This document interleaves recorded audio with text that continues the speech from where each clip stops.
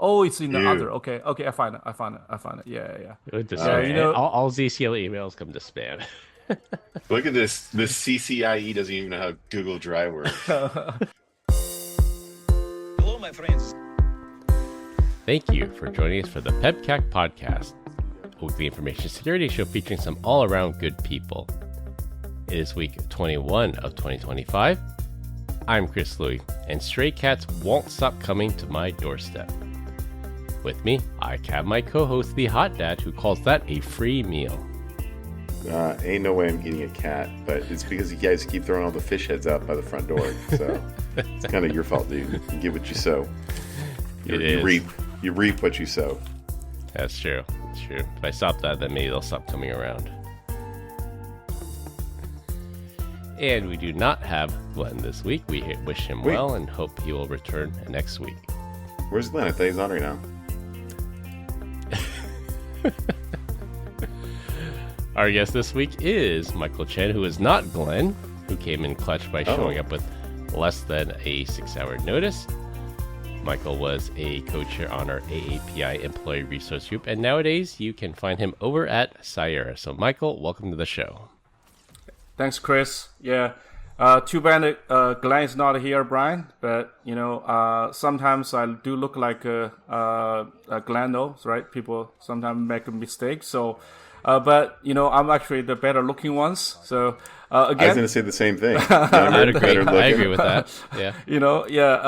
Thanks, Chris. It's my pleasure to be on your podcast. I think that this is not actually the first one. So I'm on this podcast. I think that was the first one. It was like a couple of years ago. I think you did a one at WeWork. On that one, it's probably you had like a master number of the people attended the podcast. I remember you was a team meeting in the WeWork, and you invited everybody on the podcast. I'm the one of them. So Yeah. I was with Mike and Paul and Ben and Glenn. And I think that's probably actually the largest number of people we had at a Exactly. podcast was probably that one. Yeah. And then you were there. And then Brian joined It was remotely. unlistenable. yeah. It's not ideal. Yeah, I didn't get a chance to talk too much because just too many people there. Yeah. We learned our lesson and we haven't done it ever since. But glad to Well, have you you get back. all of the talking time today, Mike. So no one else can talk today, just you. Oh my God! Can I go back to good. prepare again? Combined, we have decades of information security experience here, not just to educate, but to entertain. We've got 4 awesome stories for this week, so sit back, relax, and enjoy the show. This week, we're going to talk about a closing the loop topic. Coinbase plays an Uno reverse card on some hackers. LockBit gets taken down again. For our third topic, the U.S. charges people into crypto theft, and we'll close with airline luggage talk. Closing the loop on a story we covered last week, the hacker who stole the data from PowerSchool has pled guilty to the hacking scheme. The hacker successfully phished the credentials of a telecom employee, and that telecom employee was contracted to work for PowerSchool. Through that access, he downloaded the entire database and successfully extorted a ransom payment through PowerSchool. However, as we reported last week, individual school districts are now being extorted, so the hacker did not delete the data as they promised to do. There's no word if the original hacker is the same one that is re-extorting the schools, but the person originally responsible for the hack is now in handcuffs. Oh no, meaningless records are out there on the internet of my kids and my password. I don't care. We're a PowerSchool family over here. That's what they use in the school district. Yeah. Oh man. So you got the email, you got the notice? No, I'm reading about this right now because I didn't listen to last week's podcast as I ducked out so soon. I had no idea that they got popped, but hey, it was about to happen. Yep. Oh, it's through the contractor again, right? So, that's all the zero party. trust training. All the zero trust training we need to give to those third party contractors. That's always the case. Yeah, you don't attack PowerSchool, you attack their vendor, and then you go in through the vendor account. Through the back door. You know, Always the back door. You don't go through the front door. You go through the back door or a side window, whatever is open. or the VPN. VPN's always open. Yep, through the VPN. But it's good. They got this guy. Unfortunately, I think he shared the data. Someone got a hold of the data. Maybe this guy actually did delete the data, but there's a copy somewhere else, and all these school districts are getting ransomed. And the time is a little bit curious that they found this guy, they arrested him, he pled guilty, yet someone else is out there trying to re-extort these school districts. So it seems like it's probably not him doing it, and somebody just got a hold of the data and is like, ooh, let's monetize this, and they're going after the individual school districts. I mean, it's a pretty good turnaround though, from breach to arresting someone. That's kind of wild. Yeah. What does your Spidey sense actually say, Chris? That he's a fall guy? It's not actually real? Maybe. I don't know, he's a fall. He might have done the initial hack. So I do believe this guy did the initial hack. And I don't know if he sold the data or if he actually legitimately deleted it, because, like in ransomware, your word is your bond, just similar to any other kind of business transaction. That say, if you pay me to delete the data, I should delete the data, because if I go to the next person and say I promise to delete the data and I don't, they're not going to pay. So I'm incentivized to actually delete the data. You act like changing your identity online is that difficult. Like, it's the backdoor boys got you again, and then I take all the money, leave it there, and then I steal somebody else's stuff, and then it's like the front door boys are at it again. Like, no connection at all. Backdoor Boys Part 2.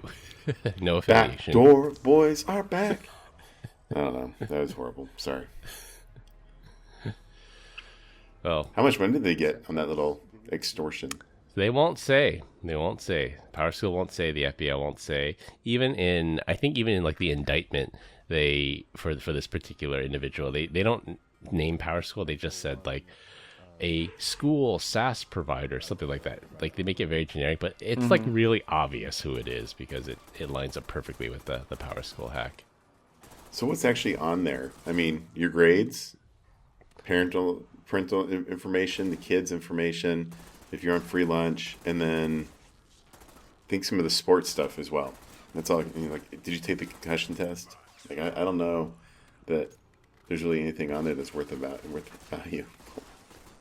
I think the part parents should be most concerned about, I think there were like disciplinary records there, and there were some medical records there. So if like your child has a medical condition that the school needs to know about, or if you have like a 504 plan or something like that, that was in there. If there were a lot of PI, a lot PII, exactly, like like if there's allegations of assault, if there's teenage pregnancy. The kids already have all their like PII that. on TikTok and Instagram.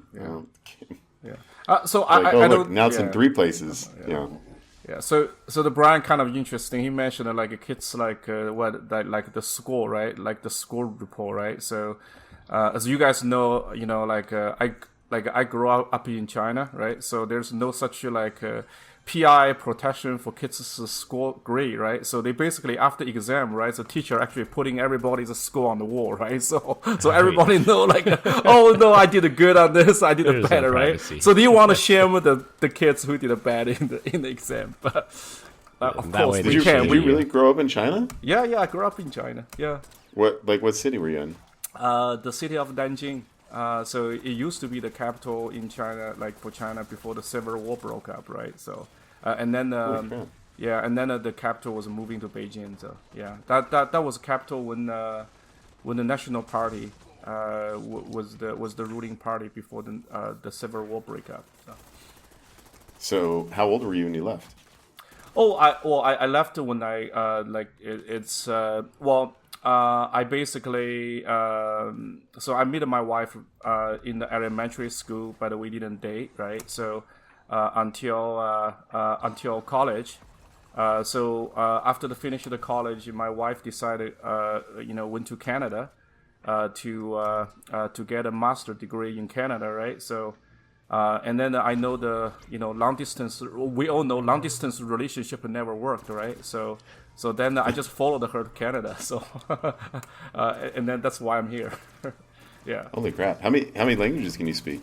Well, I only speak English and Mandarin. But I understand in Cantonese. Wow. I don't speak Cantonese, but that's another dialogue in China, right? But like a lot of people when they listening, people speak Mandarin and Cantonese. It sounds like the two completely different language, but just different dialogue. So I love that your wife flew across the entire Pacific and moved to a whole other country to get rid of you and you followed her. yes.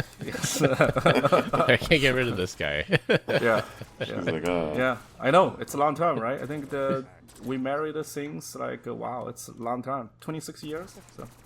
Yeah. Oh, damn. Congratulations. Yeah, that's the... Yeah, congratulations, brother. That's awesome. Yeah, so just one thing, your wife is always right.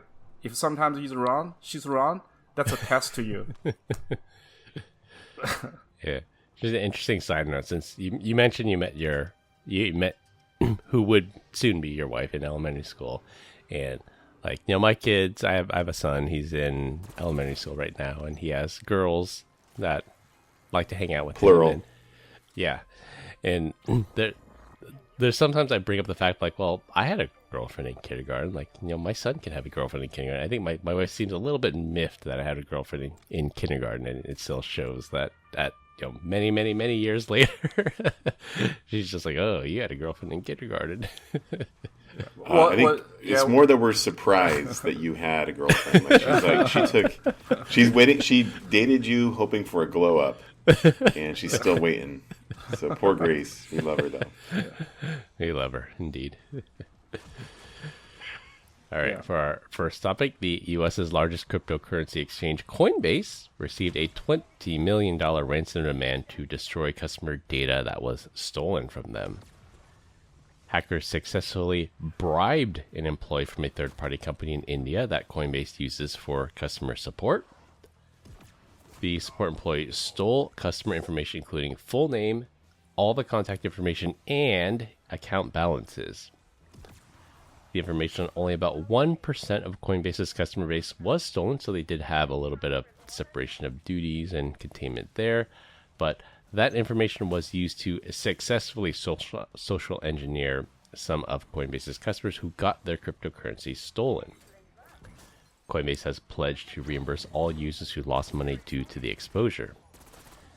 Now, instead of paying the $20 million ransom to the hackers to destroy the data, Coinbase CEO Brian Armstrong has pledged to give a $20 million reward to whoever provides information and snitches on these hackers to get them successfully convicted. Now, I think we need more of this. Instead of paying that $15 million, $20 million ransom to the hackers, you should offer this up as a bounty and say, if you catch these hackers, we'll give the money to you instead. And that's a pretty good incentive to try to get these hackers arrested. Agreed. I think this is, I can get behind this idea. Yeah, this is the first time I heard about it, right? So, I mean, we definitely need more like this, right? So, so definitely first time I heard some company does that. Yeah. So Brian Armstrong, if you're listening, it was Chris Louie. He lives in Sunnyvale, California. He drives a Ford Focus, and I'll take the $20 million directly deposited. Thank you so much. Yeah, we've had our U.S. State Department has announced $10 million ransoms against various ransomware groups across the years, but this is the first time I believe a private company has put up such a large bounty to get the hackers. Cloudflare, I like the fact that Cloudflare on the patent troll thing, they never came into patent trolls. They spend more money fighting the patent trolls than it would take to just settle this and give them what they want. But it's the principle of it. I'm willing to put my money where my mouth is. This is a scourge on the industry. Let's get rid of it once and for all, and we're willing to pay for it. And that's what I guess really excites me about what he did here. Yep. Yeah, you wanted. So you're saying they're litigation trolls. All right. Yep.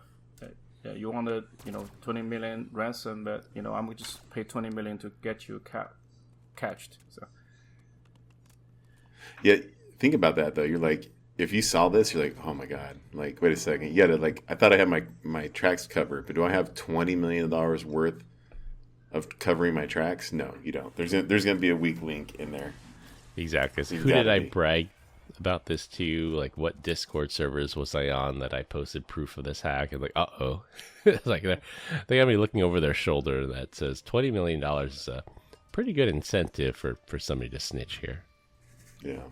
I think when you said at the beginning, you said that Coinbase is playing the Uno card. I think it was the Babylon Bee this week that released, you know what Babylon Bee is, right? Yeah. Yeah, they're like satirical website, yeah. Yeah, it said Trump renamed Uno to One, and it's the exact same cards. It's just called One now. The Gulf of America. Yeah. And again, right, it's a social engineering angle for this data breach. Yeah, and it's so common. Yeah. Yeah, and that's what I teach a lot. Like I teach our new hires here, like our technical people here, when I teach new hire classes, and I say you could have the absolute best DLP controls, sandboxing, cybersecurity controls, but the weakest link is always the user. Yeah. And you offer that user $1 million, you offer them whatever to do something nefarious, they likely will do it. Like, you work at I don't know how many employees Coinbase has, call it 10,000, 15,000, 20,000 employees. There's somebody there that's going to be vulnerable, even through a vendor or through a contractor. And that was the case here. It's like, how do you limit the exposure of it? And I think they did a pretty good job, because they said less than 1% of their customer base was actually exposed. Mm-hmm. That they had, if you just outsourced it and said you have 100% access to our customer base, this could have been a lot worse. But they seem to have contained it pretty well. I think the latest figure was they're facing maybe $100 to $400 million in losses due to this breach. Still a lot of money, but it could have been a lot worse. I think the weakest link was Legends of Zelda. That game sucked. I like Legends of Zelda. Ocarina of Time. Come on. No idea what you're talking about. I just wandered around aimlessly from screen to screen, never knowing what the hell I was going. But yeah, there's always going to be bad actors, and that's what we always preach in cybersecurity. It's the insider threat. The threat won't always come from externally. Sometimes it's got to be internal, and you have to have proper controls around that. Oh, by the way, Glenn's not here, which is cool. We love him. But Victor didn't show up because it was past his bedtime. So, It was. Little baby Victor. So is Victor supposed to be here on this one? Yeah. He's like, it's so late. We did invite him. He's probably doing his facial routine. Yeah, and he's young, right? So, like the older guy like me showed up, So, but of course, he's 3 hours ahead of me. So he's 34 years old. Yeah, his only responsibility is a dog. To his dog. Yeah. And his Mazda. Yeah. So did you guys see him at the RSA? I think he was in the RSA, right? He was. I missed him. And I struck out. The only person I saw was Chris. And that was kind of a letdown. I saw him before RSA started, but yeah, he was in town early for that. They barbecued together. They made chicken. You know what we need to do is like when we're all together, we should hey dude, we're having a good time, right? And we're like, we all got food. We got you a vegetarian option. And then he's like, oh great. And then as he's eating it, there's chicken in there. You don't eat chicken. You know what I'm saying? Like, I think that'd be so funny. Like, oh, we got you like a veggie curry right there. No, that's cauliflower, right? And then he'll just be munching on it like an idiot. I think this would be gold. We should try it. Victor, if you're listening, don't listen. Yeah, good idea. Yeah. He either could tell that it's in there, or his stomach will tell him that night. Because I've heard that too. Like, people that go full vegan, vegetarian, the second they eat like a tiny piece of meat, their stomach turns inside out because they don't know how to deal with it. He won't even notice. I guarantee it. Unless we tell him, he'll be like, "Man, I'm gonna get some more. I want seconds. He'll have it for breakfast. He'll be drinking with the straw." Yeah. Yeah. Right now, there's so many people that are like him that are probably pissed off with me. Yeah, I know. Like, I'm gonna do it. Like, he probably regret now. He didn't come to this podcast this evening. So, so otherwise he can defend himself. So, sure. We always roast the people that drop out and can't make it. Yeah. So there's a Snowflake Summit. I think the week after next week in San Francisco. Any of you guys going? I love how you thought of Victor and thought, oh yes, Snowflake. He's There's a snowflake. I see what you did there, Mr. Chen. Good job. No, I'm not going. Yeah, I don't think we have a presence there, but good on you if you're able to make it. Give me a call. Yeah, I will do some boots duty there. So I will definitely reach out to you, Chris. Yeah. All right, for our second topic, LockBit 4.0 is officially dead. The ransomware gang suffered a data breach and dark web affiliate panels were defaced and replaced with a message linking to a MySQL database dump. The database dump includes Bitcoin addresses. That's going to be just a gold mine to all those Bitcoin forensic companies out there. Custom builds of their malware for their specific affiliates. Chat logs from their ransom negotiations and ransomware affiliate user accounts with their passwords stored in, wait for it, plain text. Some passwords included Weekend Lover 69, Yeah, well, that's Moving dumber. Bricks 69420, and LockBit Proud 231. It's unclear who carried out the breach and how it was done, but the defacement message matches one used in a recent breach of Everest Ransomware's dark web site. And it basically just said, don't do crime, crime is bad. Last year, law enforcement did a coordinated takedown of LockBit 3.0, so are they finally gone for good? And if they come back as LockBit 5.0, will anyone really trust them? Because they could also be a law enforcement sting operation in disguise. So hear me out. Moving Bricks 69420. It's Elon, because his car is like just the dynamics is basically a brick. And remember when we took the Model S and priced it at $69,420? Yep, $69,420. Yep. I think it's that's actually a good Elon. theory. Wow. That's a good theory. I'm not wrong. And speaking of like the Bitcoin stuff and what'd you call it, the what kind of people? Analysis people? The Bitcoin forensic people like chain analysis and Eclipsium.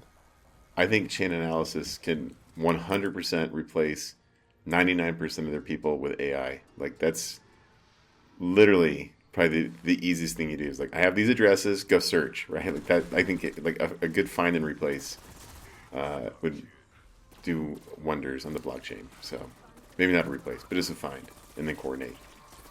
I don't think you need human beings for that anymore. Yeah, I wonder if forensic accountants are going to be replaced by AI eventually, because it is a lot of like tedious work and correlating data, and that's AI is really good at doing that.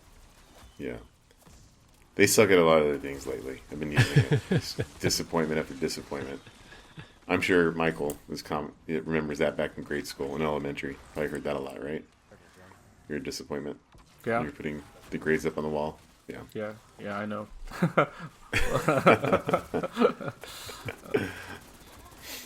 Oh my goodness. I think taking them down is good. LockBit was just a scourge on these companies out there, taking them down, and also just sowing distrust. I think there's something to be said about that. That when they come back, are they an FBI sting operation? Can we really trust them? And sowing that distrust, I think, does a lot of damage to them too, which is equally important as actually taking them down. Their affiliates will just have to go elsewhere. Yeah, I can confidently say I never use LockBit, so it doesn't impact me at all. So do you think the potential the law enforcement is on them as well?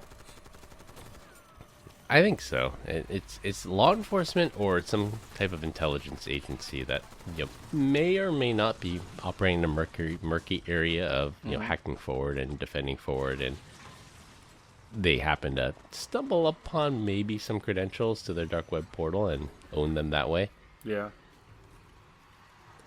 But I don't think there's any love lost that this hacking group is gone. Like that's a net positive on the world there. Exactly. All right, so passwords are ridiculous. Like I don't even understand Like, even if this was in a rainbow table, it's like be guessed very easily. So Weekend Lover 69 makes sense. I get it. Moving bricks, right? Like, that's, I'm a drug dealer, 69 420. But LockBit Proud 231. What is 231? What's that number about? I don't know, maybe they didn't want to do 3, 2, 1 or 1, 2, 3.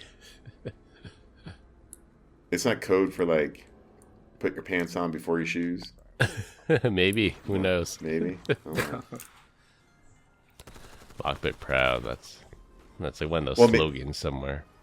Well, I hear proud, then I think, maybe it's like a gay pride month. Maybe 231 is the number of genders that they support. I don't know. Code for something. Yeah, it's possible. Code for something, right? Yeah. No?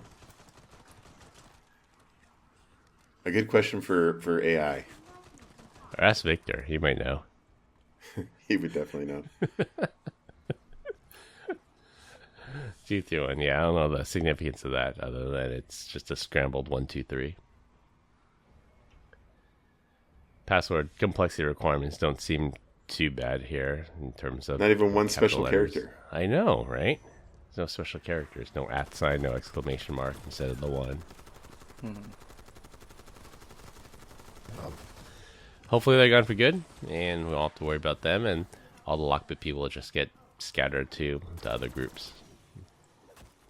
Or they just turn to the good side. Just make a little U-turn. Do That's some true. good in the world. Yeah. ChatGPT knows nothing about what 231 can be. Maybe they just smashed the configure.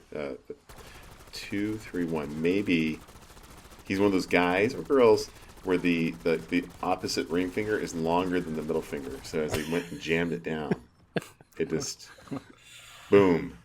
That's what would happen with mine. If I took all 3 fingers and I pushed it at the same time, let's see. He's looking at disguise.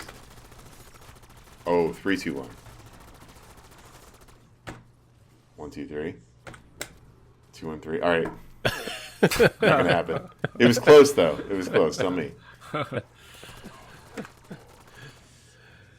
For our third topic, this is actually our third ransomware story this week. The United States Department of Justice has charged 12 more people linked to the theft and laundering of $230 million in cryptocurrency that we reported on last year. Wow, that's a lot of money. That's a lot of scratch, as Brian would say. Yeah, it's a lot of bricks. Crypto fraud investigator Zach XBT, who assisted the FBI investigators, revealed that the group targeted a creditor of the Genesis crypto exchange using a spoofed phone number and impersonating customer support at Google and Gemini.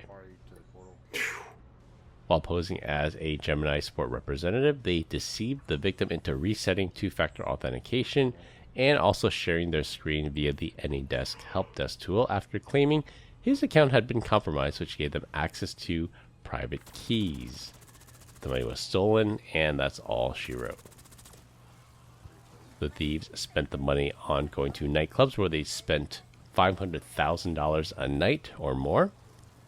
They bought luxury handbags that they handed out at said nightclub outings, luxury cars, rented luxury mansions, and luxury clothes. They rented luxury clothes? They bought luxury clothes. They bought luxury clothes. You should have specified that in your notes. Just kidding. Well, Now, if you remember, the hackers were initially caught because they uploaded a video of the hack online. I don't know, they posted this on Discord for some online cloud, but they made the mistake when they opened the actual Windows Start menu, and they were using Windows 11, so again, mistake number 2 there. It showed the hacker's full name, which was his real name. Damn. on the video they posted? Sorry. Yeah, on the video they posted like, oh yeah, we stole $230 million. Check out this video. And then when he hit start menu, it showed the guy's full name. And it was his real name. Do you think, like, you just, like, dumb moments in human history, right? Like, why would you have your real name on there? Why, and then better yet, why are they running Windows? I don't even know. This is crazy. So that's like the juxtaposition we always talk about. Like, smart enough to steal $230 million, dumb enough to post a video online with your real name. Yeah. So did are those 12 people's identity like published? Like, are they kids or Like it is. Like when I looked at the actual indictment, I think the ages range from something like 19 to 23, and there was like I think 15 people involved, and they were all within that age range. So these are, I mean, like can't call them kids, but like they're adults. They should be charged as adults, but they're still young. Like full frontal lobe development not there yet. I think I say full frontal nudity. I was like, what are we talking about here? Gee. Well, hey, good for them. They'll do it again. That's a dub, though. At least they had fun. They went out. They went out with the bang for sure. Like, how long ago was this? Was this over a year or within the last 12 months? I think it was within the last 12 months. I want to say this happened late last year, late 2024, I think. I mean, the grass is greener because, like, now that you've been busted, eventually you'll get out, right? And then you have a cool story to tell everyone. Before then, you had to be selective on who you tell. Yeah. And they can write a book. There'll be a Netflix movie on it. Yeah. They'll change the race of the perpetrators, yeah. Yeah. There's this story, and then I remember I think not a week or two later, there's a story where I guess the parents of the person that stole this money, they were like driving in a brand new Lamborghini, and they were looking for a brand new luxury home, and then they got like kidnapped basically because like, we know who your son is, we know your son stole this money, like give us this ransom or we're gonna do something terrible to your parents. And eventually they let him go, but it was not very good OPSEC, I would say. So first of all, you showed your real name online. Second of all, you bought your parents a brand new Lamborghini, so not keeping a low profile. Third of all, you're looking for a brand new luxury house. Like, this just screams of you just came into some money illicitly, and they're a good target for being kidnapped. Yeah. Well, that's why they're young, right? So, when you're stealing that much money, and then what you should do is maybe hiding yourself for 6 months and, before you spending that, right? Yeah, I mean, like I said, like they were smart enough to try to launder the money, so they sent it through like Tornado Cash, these mixers, and convert it to Monero, which is harder to track. Like, so they are clever in that way, but still stupid enough to not lay low for a certain period of time. Don't buy your parents a brand new Lamborghini. Like, that just throws up more red flags than a Chinese military parade. Yeah, no kidding. Yeah. Mike gets that more than else. Actually... Do you ever miss living in China at all? Well, there's when I grew up as kids, right? So, you play in the muds, like at that time, there's not much computer games, right? Because, when I listening the previous podcast, you guys spend a lot of time, right? Especially when Glenn is here, right? Talk about computer games. But at that time when I grew up, right? So there's not much computer games, right? So just basically after school, group of kids, play the muds, right? Fighting each other, right? So I mean, like you get a fun from it, right? But like China changed it quite a bit, right? So after I left it there, so especially on the economy side, so yeah. Yeah, well, that was a big change in 99 or early 2000s when China entered the WTO, and yep. It was just, that was all she wrote, that they just entered the globalization market and just took over. Yeah, that's the time, the 1999, that's the time I left, so yeah. So you missed that then? So maybe I will be more rich if I stayed. Stealing some bitcoins. I guess we forgot to mention Michael has his CCIE from Cisco. Oh, yeah. Do you also have you have to edit this one out. Do you have your CCCS? CCCS? What's the CCCS? Right. Oh, it's Costco, or not Costco, Cisco certified. Yes. Oh, the first time I heard that. Yeah. Not a fan over here. Yeah. But good job, dude. I like, joking aside, I don't know that I definitely don't have it. I think you have to be a pretty bright individual to do that. So good job. Well, you look at the how much the technology changes, right? So I think when I get that cert, that's a long time ago. And then at that time, right? So for you to programming the network, right? You basically type this CRI, right? So how much command line you remembers, right? In your brain, how faster you can, configure OSPF or BGP, right? So you match that from there. There's automation, right? So now it's the age of the AI, right? So it's just amazing when you looking back, how much it changed in the technology world. So of course, so much things changed in the cyber security landscape as well. It's like now you just ask ChatGPT, like, give me the Cisco iOS command to open a BGP route to this IP address, and they'll just spit it out. Like that's easy. It's it's like it's so much more automated now. Yeah. I think something that would take years of training to do. It's just you can get in 10 seconds through ChatGPT or Grok.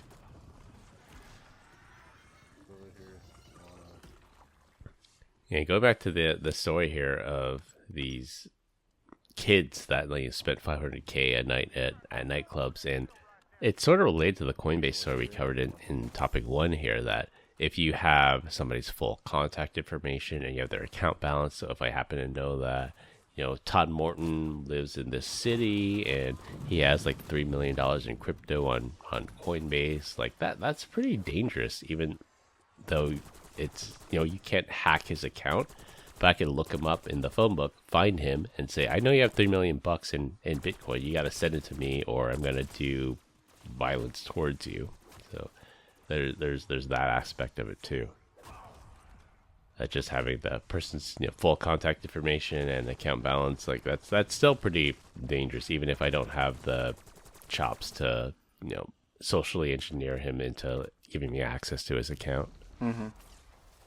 Good old violence as a service. All right, for our last topic, it will be a rotating topic every week. This week, we're going to talk about locking your luggage. And I thought this was interesting. I saw an article pop up in the Wall Street Journal that's basically asked, like, do you lock your luggage when you travel by airplane? And, I have my TSA lock. I use it all the time, but I also know that this TSA lock can be picked in 3 seconds with a low-skilled attack, and there are also universal master keys out there in the wild everywhere.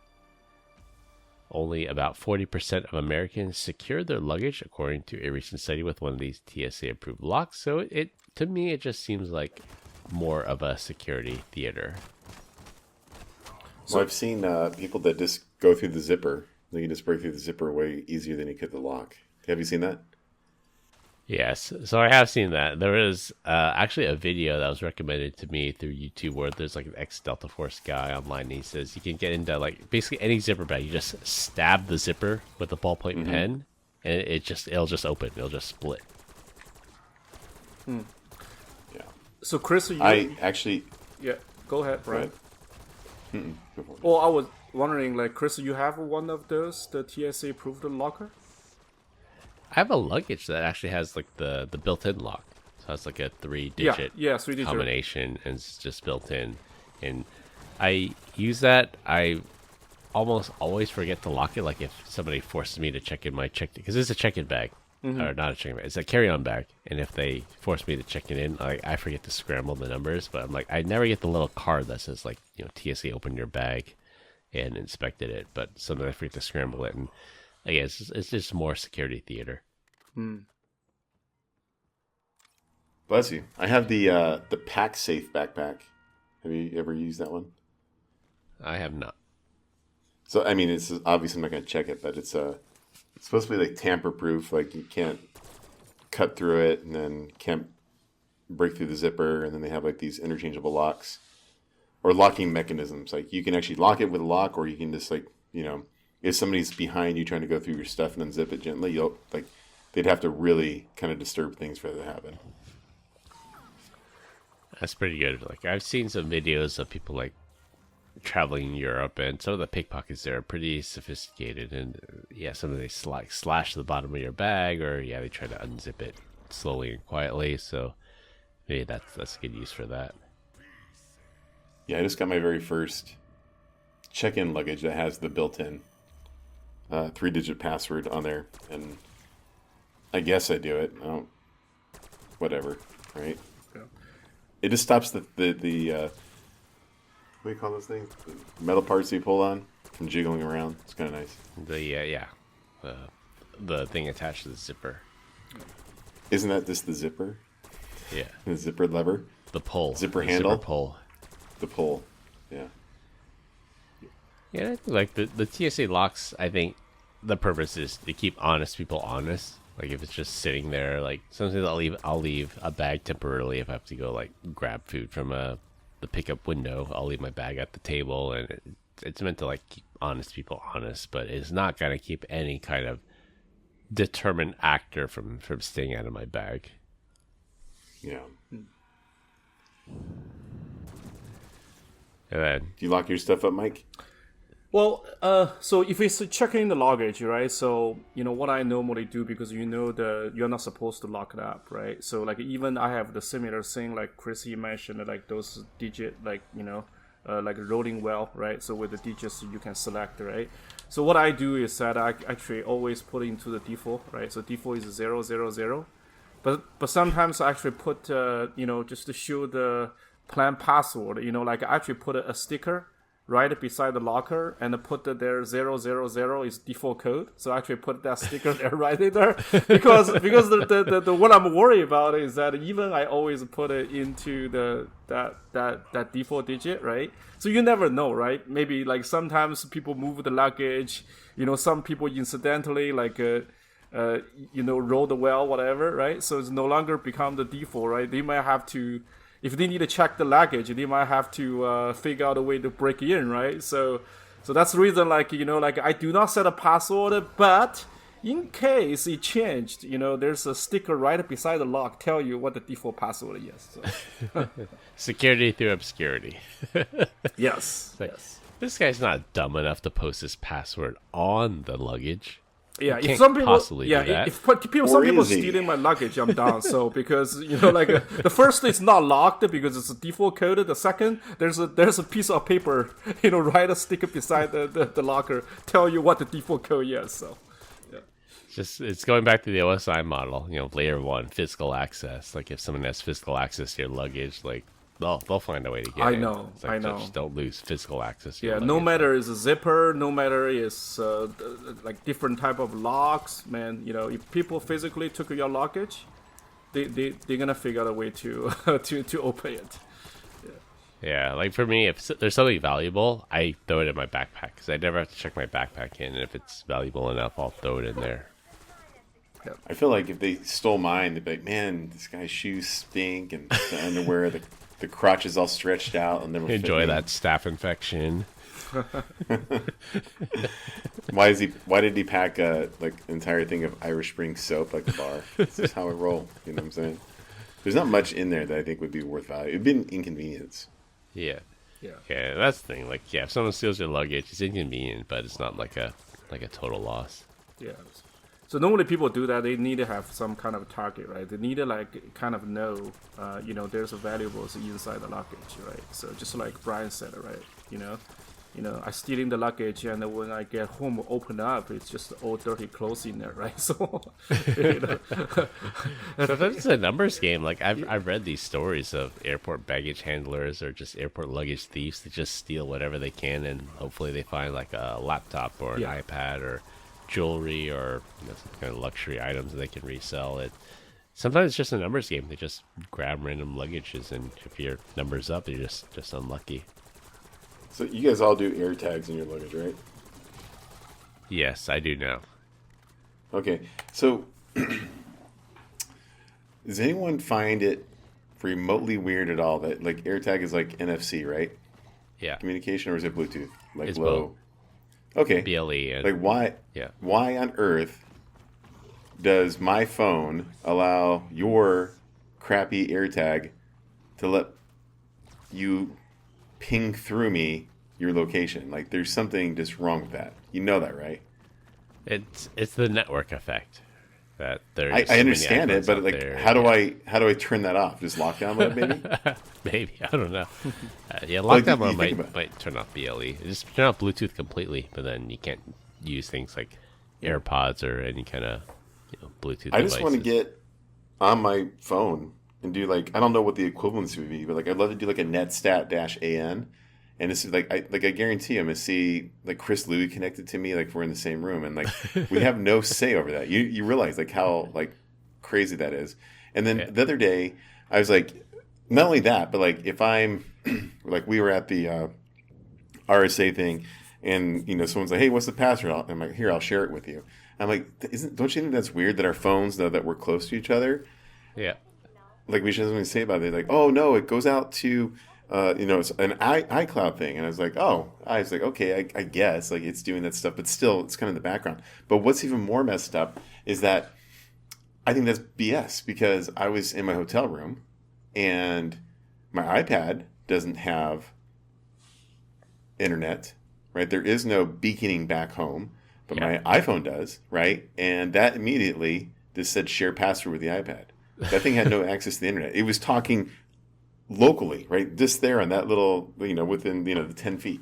Like that's kind of BS. I don't like it. Yeah. Some kind of Apple proprietary protocol that we don't know about. Whatever, the Bluetooth ping through the Google phones too. Yeah. Right? Or no?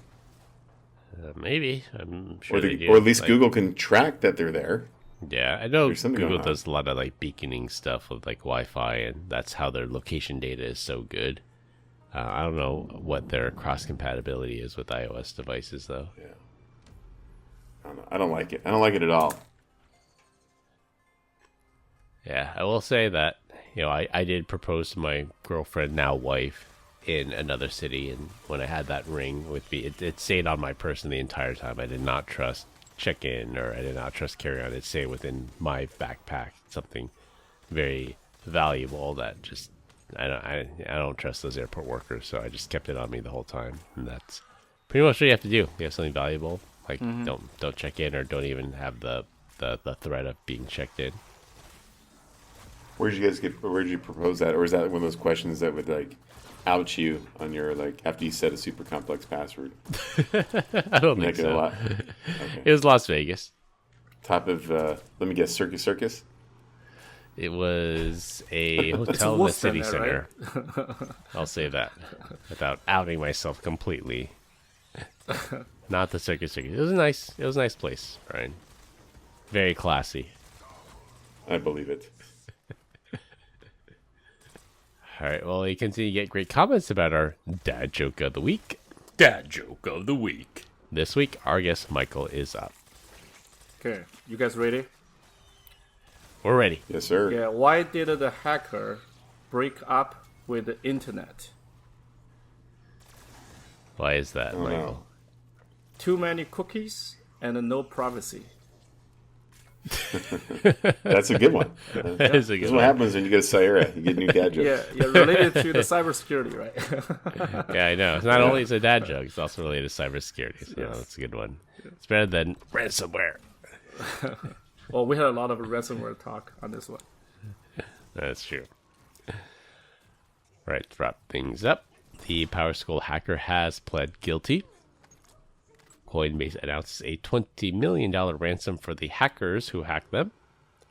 LockBit hopefully is no more. ZachXBT helped catch the hackers who stole that $230 million. And to lock or not to lock your airplane luggage, it really doesn't matter. That's all I have for this week. We hope you enjoyed this week's episode. You can find us on LinkedIn. Links will be in the description. Follow us on Instagram at PEBCAK Podcast. Thank you for all listeners and subscribers. Rate us 5 stars to the iTunes Store and Spotify, and left us a review. We appreciate all spreading the word to help grow the show. The best way to find us is to search for the PEBCAK Podcast on your favorite podcast listening app. My co-host Brian Deach and our guest Michael Chen. I'm Chris Louie. Thanks for listening. We'll see you all next week, and as always, have a nice day. Bye, Felicia. For Glenn. Have a nice day.